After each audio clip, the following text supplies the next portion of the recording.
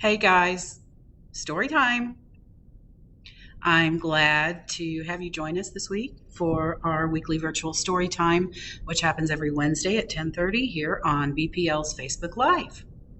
I do want to announce that if you haven't heard, this Friday evening from 6 to 7 p.m., BPL is hosting a not so spooky story time for little ones and big ones. What the heck? We're going to, Miss Melissa and I are going to read some not so spooky Halloween stories. We're going to have a scavenger hunt and hand out bags of candy. So this is going to happen outdoors at the Tower Center at Unity Square, the green area, the green space that's closest to the library. Okay, we are going to enforce social distancing. We encourage you to wear a mask. And we also welcome you to wear a costume or your favorite pajamas, whatever you'd like to wear. It's going to be a little chilly, but we can bundle up. There's a chance of rain. So if there are any cancellations or postponements due to rain, you can find that out on our Facebook page right here. All right. Not so spooky story time this Friday night, 6 to 7 o'clock at the Tower Center at Unity Square Green. We'll have lots of fun. I'm going to start with a story, give you a little taste of what you might hear Friday night. Now, this Halloween may be a little different than what we're used to. But one thing that will never change are fun holiday stories and storybooks.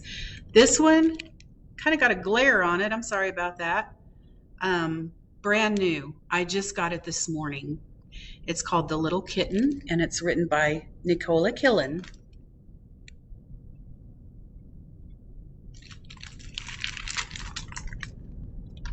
Have you seen any falling orange or red leaves? Here we go. There's not so much of a glare there. The Little Kitten. It was a crisp autumn morning, and Ollie was headed outside to play, closely followed by her cat, Pumpkin. You know what Pumpkin said? Meow.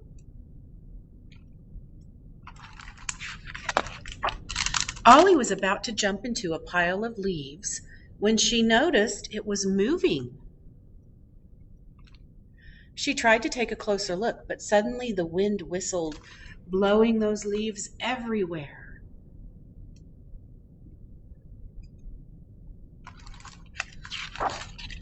Hiding underneath was a little shivering kitten. Ollie scooped the kitten into her arms and cuddled him until he felt warm.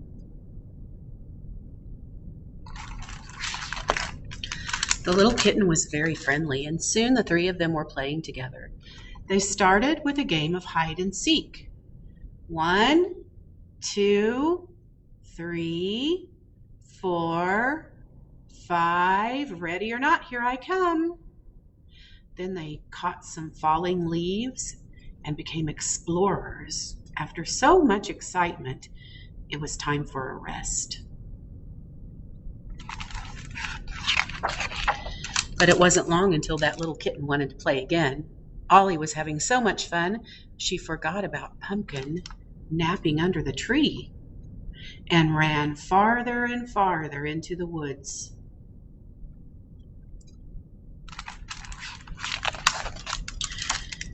When the new friends reached the heart of the woods, Ollie noticed there were posters everywhere. Lost kitten. She looked closer and saw a familiar face staring back. It was that kitten, and someone was looking for him. I need to take you home, Ollie whispered. Do you know where that is? The kitten meowed, and suddenly the wind whistled, whipping hundreds of leaves into the air. As the leaves settled, they revealed a secret path.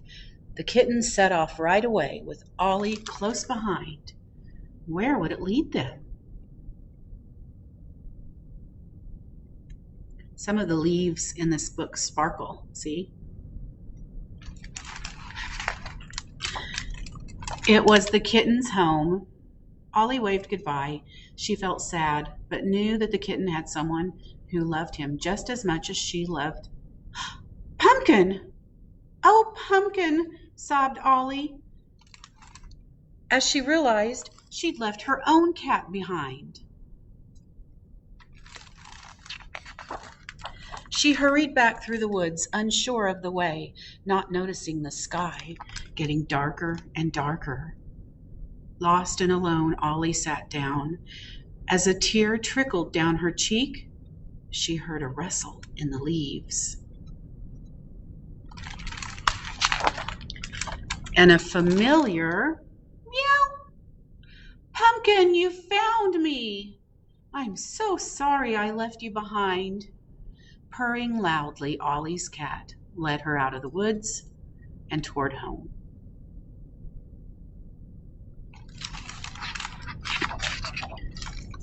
That night, Ollie wasn't the only one happy to be reunited with her cat.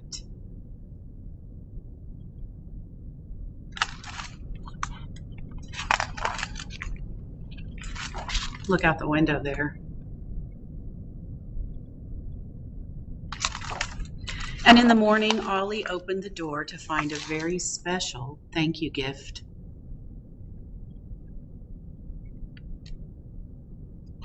That's a sweet story. I'm going to read you another brand new book we just got yesterday, I think. Moving on to winter. We don't want to move on to winter too fast, but I really like this book, A Polar Bear in the Snow by Mac Barnett and Sean Harris. If you look at the picture, I mean, it really looks like snow, doesn't it? How it's a little bit bumpy lumpy. A polar bear in the snow.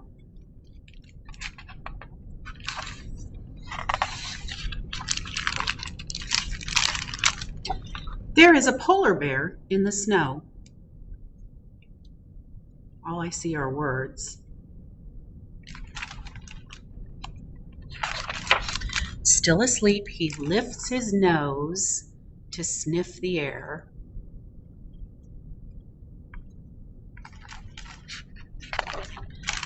And he awakens.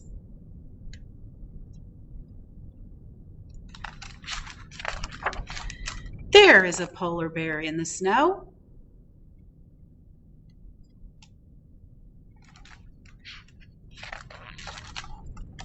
Where is he going?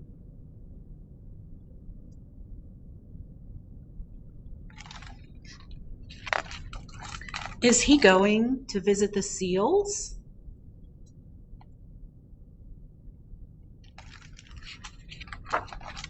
No, he is not hungry. Is he going to hunker in a cave?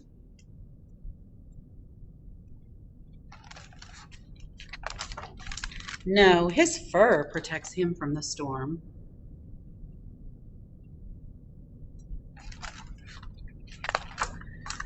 Is he going to meet a man?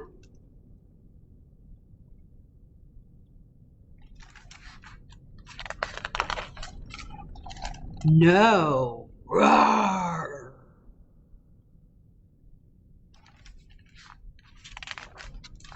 There is a polar bear in the snow. Where is he going?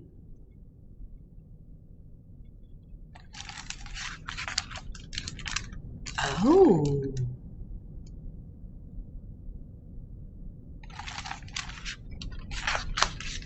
He is going to the sea.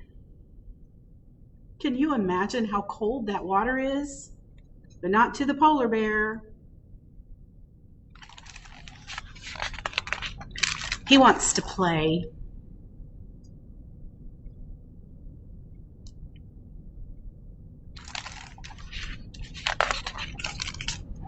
Wow, look at that. All the fishies come to play with him.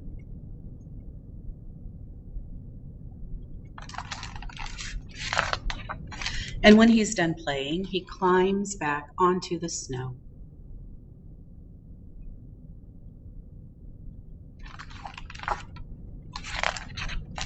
Where will he go then?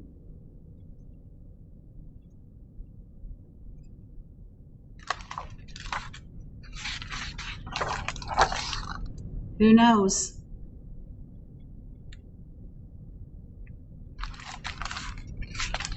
That's the end. Before we move on to the next story, I want to tell you about our newest Take and Make activity kit we have here at the library. Apparently, October 26th is National Pumpkin Day. So we've got a packet that Miss Melissa made up for you guys to pick up, or you can drive to the library and call us and we'll bring it to you at the curb. We've got a fun activity packet for Pumpkin Day. There's a page of lots of fun information about pumpkins. There's a picture. I'm not going to show it to you. You'll have to come get a kit. There's a picture of the largest pumpkin ever recorded in U.S. history. It weighed 2,528 pounds. Wow. It's big. And then there are some coloring sheets and story making sheets, all to do with pumpkins. You can make a happy and a grumpy and a sad and a sleepy and a scared pumpkin by drawing in their faces. You can fill in the blanks on the stories and make up your own story. Lots of fun. You can pick that up anytime. If you make a jack-o'-lantern or decorate a pumpkin for Halloween, we'd love to see a picture of it. You can post that in the comments of the National Pumpkin Day post on our Facebook page that's going to go out today. So, another Halloween story I thought was really funny and sweet by Susan Montanari and Teresa Martinez. The Halloween tree. Does that Halloween tree look very happy? Maybe he was destined to be a Halloween tree. The Christmas tree farm bustled with excitement. Carols played as families moved up and down the rows of tall pine trees, exclaiming, "This one is beautiful," or "That one is perfect." Looking at the fancy decorated tree at the front, one sapling grumbled, "This guy here, I don't like lights, I don't like decorations, and I don't like people." As trees disappeared off the lot, the little tree mumbled, "I don't want to be a Christmas tree. I never want to leave this spot."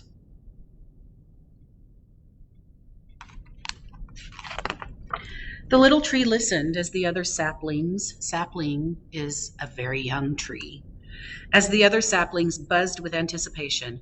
"I can't wait," a sprout whispered. "Colored lights," one sighed. I hope I get a star on my top," said another. The little tree grumbled, "I don't want to become a Christmas tree, and I'm not gonna."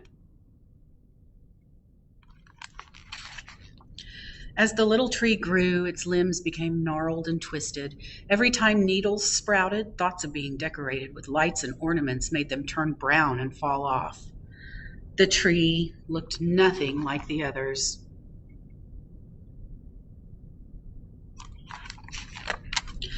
One day, all the trees on the lot disappeared. All except one. You know who. Eventually, houses began to appear, and with houses came families. By then, the tree had grown tall and broad. Its limbs were twisted and covered with strange knobs.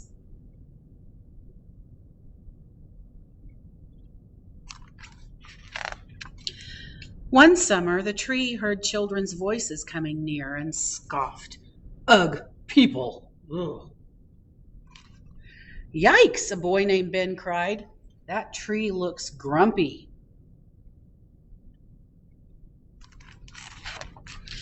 "I like it," his sister Sarah said as she touched a branch. "It's so creepy. I dare you to climb it," their friend Thomas said. Sarah pulled herself up into the tree and sat on a cozy bough. "It's a pirate ship," she shouted and waved for the others to join her. All the children climbed aboard.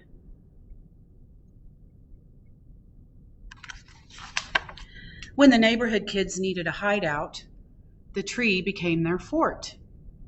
When they played astronauts and aliens, the tree was their spaceship. And one foggy day, the tree even turned into a dragon. When winter came, a cold wind blew and the children didn't come outside to play. The tree, with its limbs empty, stood all alone. One snowy afternoon, the tree watched as Sarah and Ben's father carried a large bundle into the house. That night, a Christmas tree appeared in the window. "I don't like lights, I don't like decorations, and I don't like people," the tree whispered, but it couldn't turn away. The next year, the same thing happened. The kids played in the branches until the snow began to fall, and the tree wished for lights, decorations, and people, things it had never wanted before.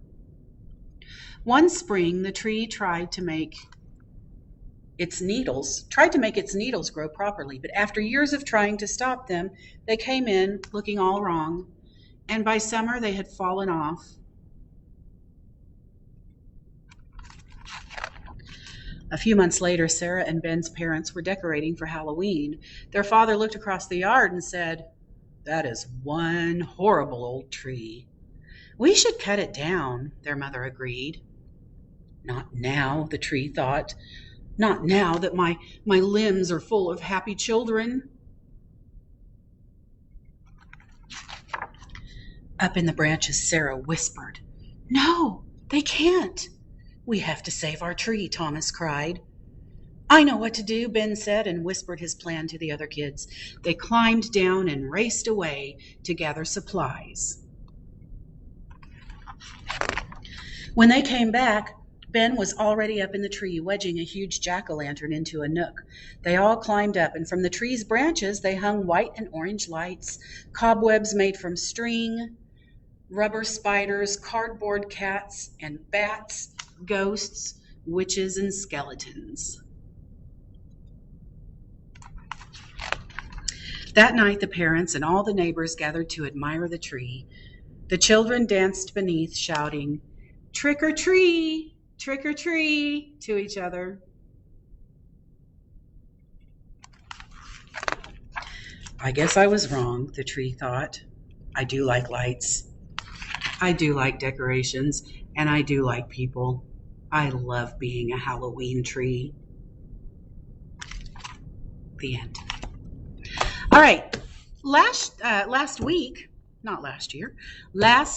I did not read you one of the Redbud Award nominees because they were all checked out except for a few that I've already read to you. So this week I've got one for our final book. This is on the current Redbud Award list of nominees by Jory John and Pete Oswald. It's called The Cool Bean.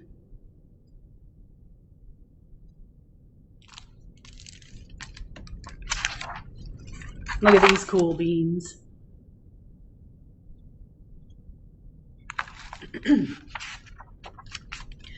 Watch out. Here come the cool beans. The cool beans.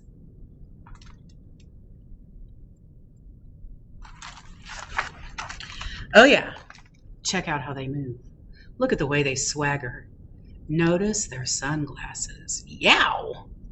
The cool beans are known all over school, from house to house, across town, beyond county lines. In the olden days, last year, we were all one big pot of beans. We were a mixed bag, but somehow it worked. Yep, those were the good old days. And then we stopped seeing each other as much. That's just how it is sometimes. You spend less time together, even though you're not totally sure why. I watched as the beans I knew so well, the beans from my own pod, became the cool beans. Oh, they were so cool. One of them could play the guitar. Cool. One of them could draw the best superheroes. Cool. One of them could jump higher than any bean I'd ever known. Cool. Me? Well, I mostly stayed the same. Sure, I made some small changes. I wore some sunglasses, too big. I slicked my hair back, too slick. I strutted around, too clumsy. Ow! I swaggered, oof, slipped on a banana peel. I was still picked last for everything. My clothes never seemed to fit. I snorted when I laughed. I walked into stuff. I was an uncool bean for sure. I started thinking of myself as just a common bean with no special skills. I couldn't compete, so I didn't even try. I'd never be a cool bean. It seemed like there were two types of beans in the world. There were the cool beans and the beans like me. The days all blended together. I lived my life and things were just okay. I took my tests and ate lunches and mostly kept to myself. The cool beans continued being cool. I mean, sure, I missed them a bit, but it's not like I was going to say anything. I felt that all the coolness had gotten in the way of our friendship. And that's how it went. Until one day. I was in the cafeteria. I dropped my lunch on my loafers. Oh no, not again. But then something miraculous happened. Out of nowhere, one of the cool beans helped me clean it up. He didn't even say anything. He just gave me a nod. That was it. Later, I was out on the playground. I tripped and scraped my knee and maybe cried a little bit, and everybody saw it. Another one of the cool beans came to my side, and without a word, he dusted me off. That afternoon, I was sitting in class, and I wasn't really paying attention.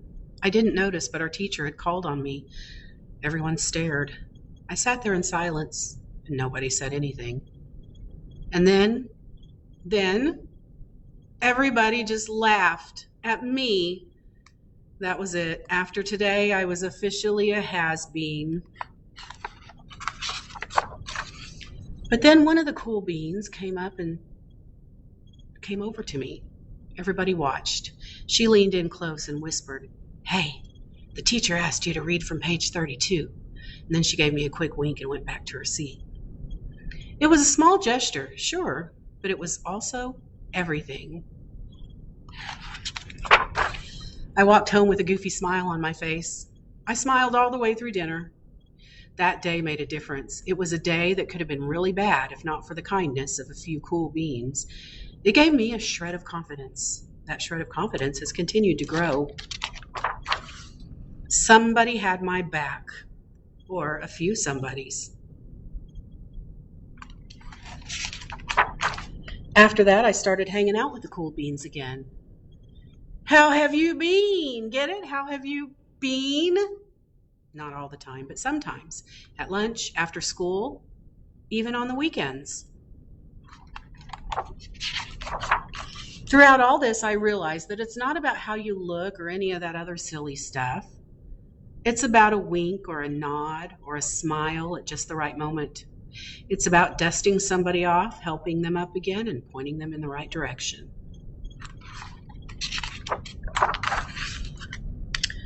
You need a hand? Yes, please. Now that's cool. The end. All right. Again, this Friday night, 6 o'clock to 7 o'clock at the Tower Center at Unity Square Green, which is closest to the library. Not so spooky story time. Stories, scavenger hunt, candy. We will be social distancing.